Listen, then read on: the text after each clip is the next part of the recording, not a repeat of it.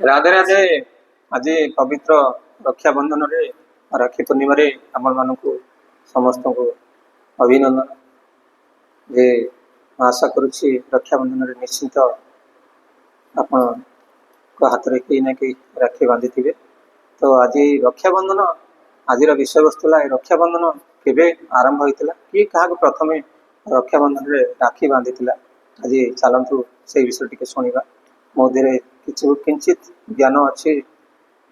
से ज्ञान आपण पाखे पोषण करुच्ची। तो से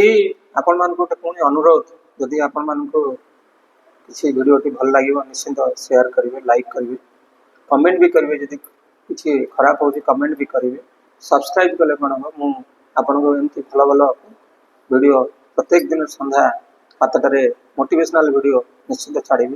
जदि किसी आपणकर जानवर जिज्ञासा थी निश्चिंत आपण मैंने जापर तो आसतु से रक्षाबंधन जाना आप मैंने जानी आगे सब असुर राज चलता असुर मान प्रादुर्भाव बहुत थिला असुर आप भितर राजा महा बलि भी आप जानी बलि जो सुग्रीवदेवी भाई बलि होती से प्रहलाद वंशकर पुत्रर पुत्र थिले से बलि सब एत उपद्रव्य करुले जे देवता माने पूरा हाहाकार पड़ जाता। सो तापरे बलि कि गोटे भल गुण थी आपण मैंने जानी ना बलि गोटे प्रतिज्ञा नहीं थिला बलि गोटे प्रतिज्ञा नहीं थिला कहला जी मो दुआर मुह को प्रथम सकाଳେ आसो जहाँ मागे मुझे किंतु बलिर जो प्रतिज्ञाटा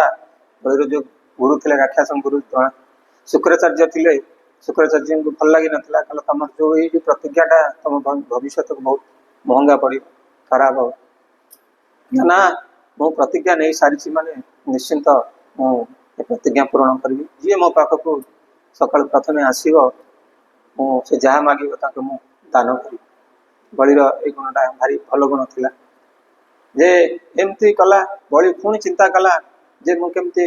पूरा राक्षस राज समस्त को निज कब्जार रखी से 100टा यज्ञ आयोजन करता 19 सरी 100 जदि सरी जाई था ताले से सब अनर्थ होता ता भीतर केमी कौन है मुझे आपर कहूँ एमती है बलिर जिते उपद्रव्य बढ़ीगला देवता मैंने कौन करेंगे सब कौन है माता आदित्य पाक आसिले माता आदित्य होती एत घोर तपस्या करुले माता आदित्य घोर तपस्या भगवान भी प्रसन्न होते भगवान से माता आदित्य स्वामी थे काश्यप मुनि से काश्यप मुनि और माता आदित्य गर्भर जन्म नहीं भगवान विष्णु से पंचम अवतार बामन अवतार नहीं से बामन अवतार जो नहीं से देवता माने आसी से ऋषि पाखक माता आदित्य पाखक जे भगवान विष्णु तो जन्म नहीं से जदि बाली 100टा यज्ञ पूरण कर दौची ताले से पारिबा कई मुश्किल तेणुक आप भगवान बामन जो विष्णु अवतार विष्णुकर जो बामन अवतार पठातु से किसी करेंगे ना सब अनर्थ हो। तो एमती बलिर प्रादुर्भाव बढ़ी बढ़ी चलला आ बलिर आउ जो दान जमी धर्म चलला गुरु शुक्राचार्य को जमा भल लगे तथापि गुरु शुक्राचार्य सब गोड़े गोड़े से बाड़ी की जगु था आकट करुता तो सेतिकी बेले भगवान विष्णु जो बामन अवतार थिला पंचम अवतार भगवान विष्णु आसिले बलि कौन करुसी ना जो 100 यज्ञ जो आपन कही से 19 यज्ञ कम्प्लीट कर देथिला 100तम यज्ञ जितेबाला तार चली से भगवान जो बामन अवतार नहीं आसीगले जितेबाला बाली देखीदे गोटे एत छोट जड़े ब्राह्मण आसी रूप को देखी मोहित हो गले से यज्ञ उठी आसिले कहले तमें किए तमें कहीं आस ना तमें तो कही जी प्रथम तुम द्वार को आसो तुम क्या फेरबनी ना ना मुझे फेरबी तुम रूप ढंग ये एत मोहित जे तुम जहाँ मागे मुझे तुमको देवी भगवान विष्णु बामन अवतार नहीं से तो आसी से तो कहले मोर किसी दरकार नहीं मते 3 पाद दरकार। बड़ी हसिले 3 पाद जमा दरकार ना ये तो छोट कथा मु भावुली राज सिंहासन माग मो राज्य माग ये ना नहीं मोर 3 पाद दरकार। जिते बाली कहते ठीक अच्छे मुझे तुम 3 पाद देवी जे प्रथम पाद भगवान विष्णु जो ब्राह्मण मंत्र नहीं से पादरे मापिदेले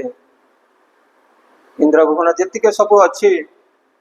सब मापिदेले। द्वितीय स्वर्ग मर्त्य पाताल आ गोटे पादरे मापिदेले आउ गोटे जो पाद 3 पाद गोटे पाद रहा से पाद बड़ी पचार ये पदटा कौट रखी ये पदटा कौट रखी बड़ी कहला मो मुंड ऊपर रखी था जिते भगवान बामन जो मुंड ऊपर रखी से बाली पाताल को पलैसे पाताल को जो पलैसे बाली भीतर भीतर पलैला से भगवान जो विष्णु बामन अवतार नहीं बालीर एत संतुष्ट हो जाते कहले मु तो जहाँ कहली तो सैया देलु सब एबे तुम जहाँ बर मागे अच्छी मत बर मागी पार। बाली सब कहला कहीं से जिते बामन अवतार आसी जो बाली से 3 पाद राजी होता भगवान विष्णु तांकर असल रूप विष्णु रूप देखते विष्णु रूप देखते से बाली जानी जाते कहीं बालीर गुरु शुक्राचार्य से अंतर्जामी से भी बाली के आगुरी भी कहते तमें जो बामन आस जो 3 पाद मागुंट जे जो ब्राह्मण वेश ब्राह्मण अवतार सी होती भगवान विष्णु तेणुक से अच्छी ना नाई से जे भी आसती मुझे जहाँ कही प्रथम जी मो पाक आसे मुझे जहाँ मागे दान कर से भगवान विष्णु